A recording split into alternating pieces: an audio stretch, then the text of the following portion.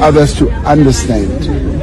This time around, we will be saying we want to work together, work with us, and I'm rather pleased that President Mahama of Ghana has been saying he would like to make a call on other African countries to work with South Africa. And that is precisely what has triggered our intention to send envoys so that they can go and explain the type of initiatives, type of programs that we are going to embark upon. Because in the end, this is an African problem. It's not only a South African problem. We are all involved in this. There's various countries on the continent that experience precisely what we are going through. Now, because of the social challenges that our people are facing, challenges of security, challenges of the delivery of services, as well as unemployment, it brings a lot of pressure on our people, which we understand very, very well. So therefore, it needs all of us as South Africans, as those who are coming to our country, either documented or undocumented, as well as other countries, so that we work together. This is an African problem that requires African solutions. Increase the penalties, including imprisonment, for employers who violate our Immigration Act. We cannot have a situation where employers who, after being charged and found guilty of violating our laws, merely pay a fine and continue employing undocumented foreign nationals whom they exploit. The government of Ghana has decided that we are not going to sit back without any effort in attempting to secure compensation for those of you who have lost your properties, lost your assets, lost your businesses, your shops, and what have you. So we are putting together legal processes that we will activate to ensure that those properties you invested in, and some of you, your life savings, you have worked for more than 2 decades, 3 decades, to put together businesses that were thriving. We are going to make sure that we go all out to obtain compensation for you. So, as part of the documentation that we are preparing, please make sure that you provide all the information that we require. The forms we are circulating, you see that we are asking for what you have left behind, the addresses and the supporting documents. Those of you who own houses, who own schools, who own shops, let us have the documentation that will serve as evidence for the case that we are building. President Mahama has said that he will not abandon you, he will not forsake you. And that is why he instructed me to petition the African Union, and at the next African Union media coordinating meeting, President Mahama is going to make a very strong case for you so that you will be compensated, so that justice will be done in this matter. And leading the pack is Mr. Ibrahim Mahama's engineers and planners. He has offered 100 jobs. 100 jobs. I want to also thank Airtel Tigo and Telecel. They have also reached out that they have some jobs to offer. And there are many other CEOs calling that they are all going to be part of this program. They are not going to sit back and just watch you having lost everything, lost your businesses, lost your investments, lost your assets. They are going to partner with government to make sure that you are fully integrated. And I want, on behalf of President John Dramani Mahama, to thank Ghanaian CEOs, Ghanaian entrepreneurs, the AGI, for their love, their compassion, and their inspiring leadership they have demonstrated when we launched this initiative. South African youth into.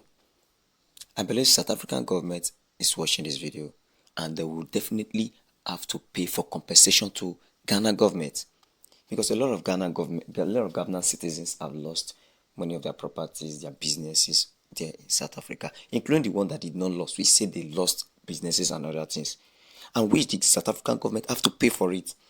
Likewise with other African countries that lost their businesses and every necessary thing in South Africa.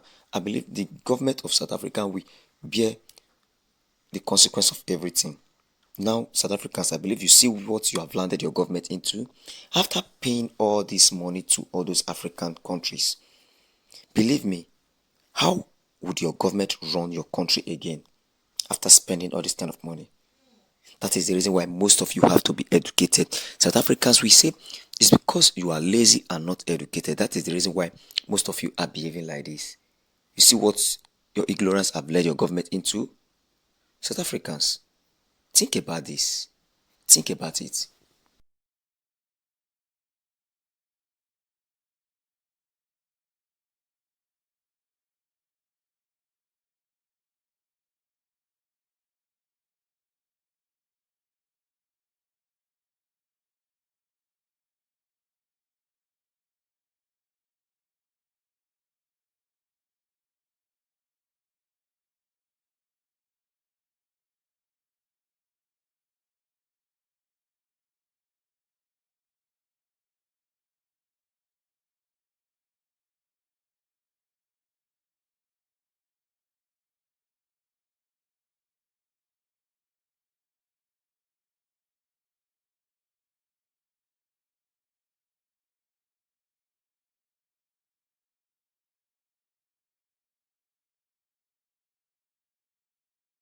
Bye-bye, South Africa. Going back home, Malawi. Yeah, now I'm going home. I'm going back home, Malawi. Malawians are heading home from South Africa after anti-immigrant protests in parts of the Western Cape heightened fears among foreign communities. Buses arranged with support from government officials and Malawi's diplomatic mission are transporting displaced migrants home, with many saying they are relieved to leave after days of uncertainty and growing concerns about their safety. I'm feeling great because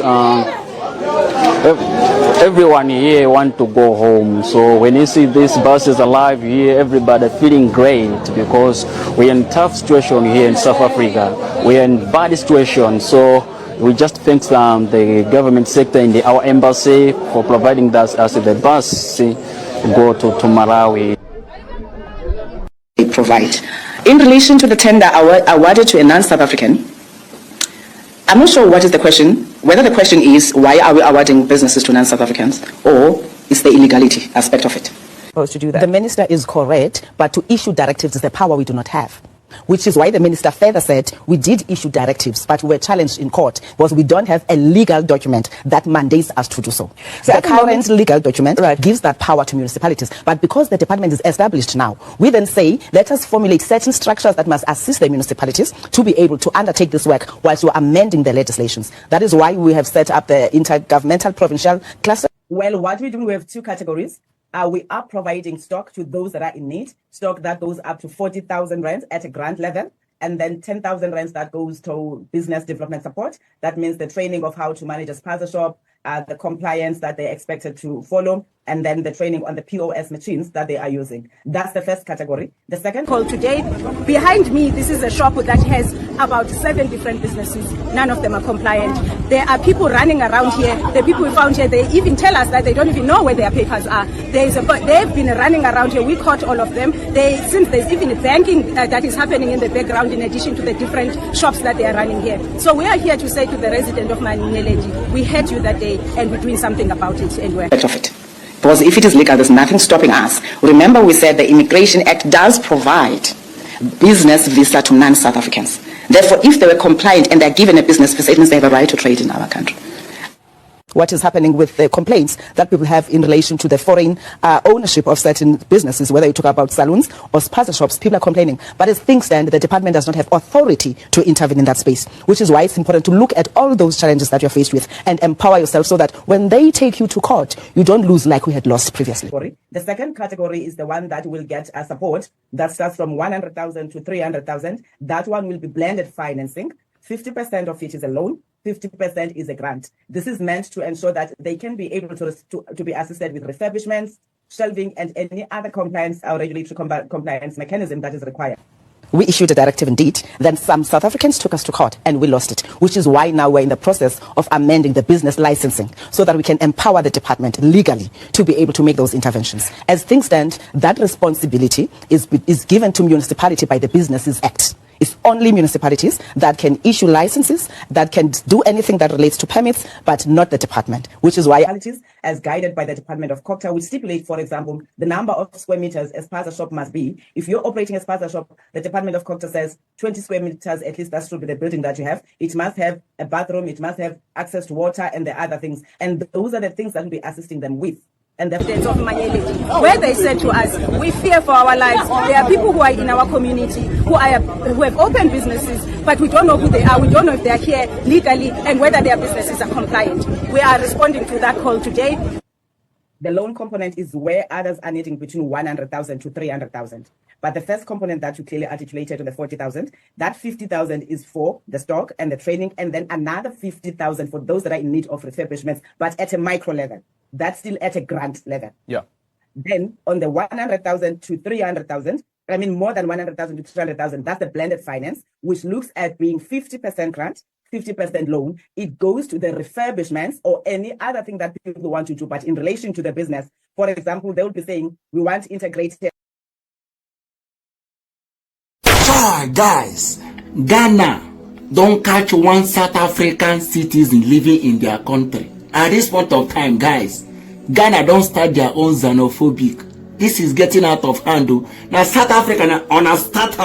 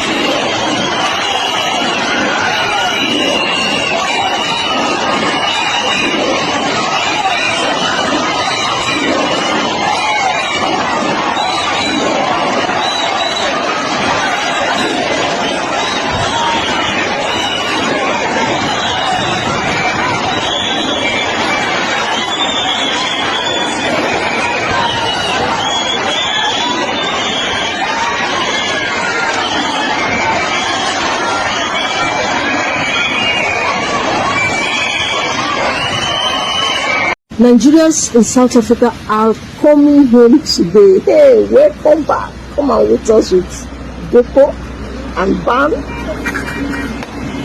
Come on, meet us, you're waiting on.